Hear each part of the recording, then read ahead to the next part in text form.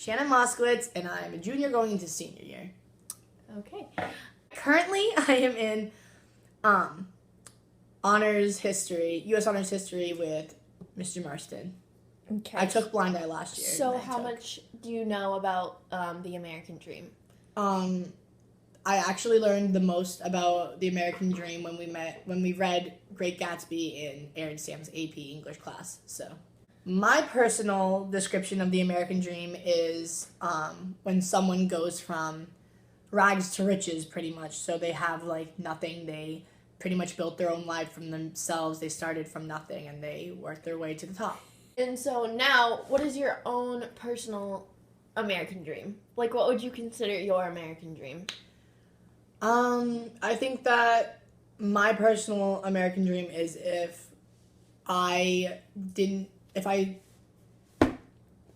started from somewhere and worked my way to my goal from the top, where some people might have a huge goal like become the president of the United States, but my goal is to just be wealthy enough to support my family and have a job that I actually enjoy. Like, I don't want to work in a cubicle. Right. Okay, so what are the components you think of the American Dream? You said money, a good job.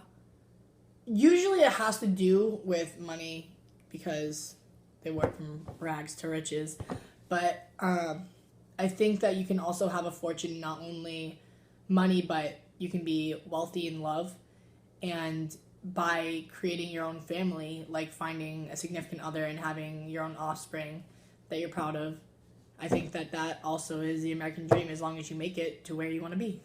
Mm-hmm. Okay. And how do you think that the American Dream overall has changed from history to our generation now?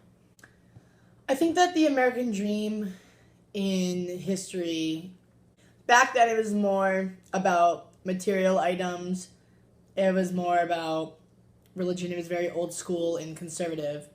But now it's just more modern, and I think it's more laid back and modified. Can you think of any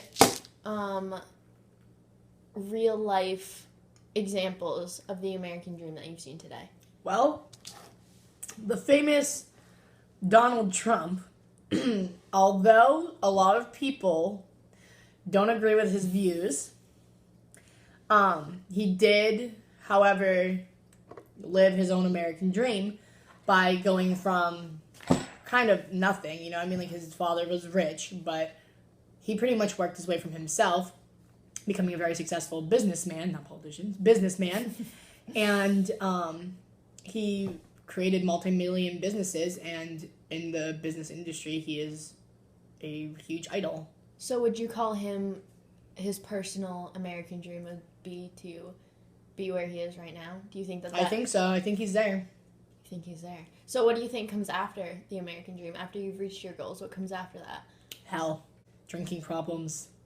Drugs and addiction. Do you think that after the American dream comes a lot of association with unhappiness, and once people finally, like, they build up this American dream, and then once they reach it, do you think that they're still as happy as they once thought that they would be?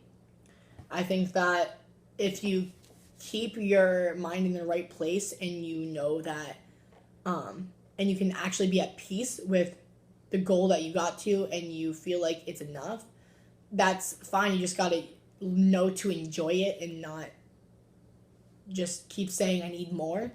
Also, I think people forget about the point of the American dream and get caught up in the money and the fame and all the material items, and money doesn't buy happiness. So, I mean, it's either way. They can control whether they're happy with it and they choose to enjoy it, or whether they just go right back down and ruin it. Where do you believe our generation is headed?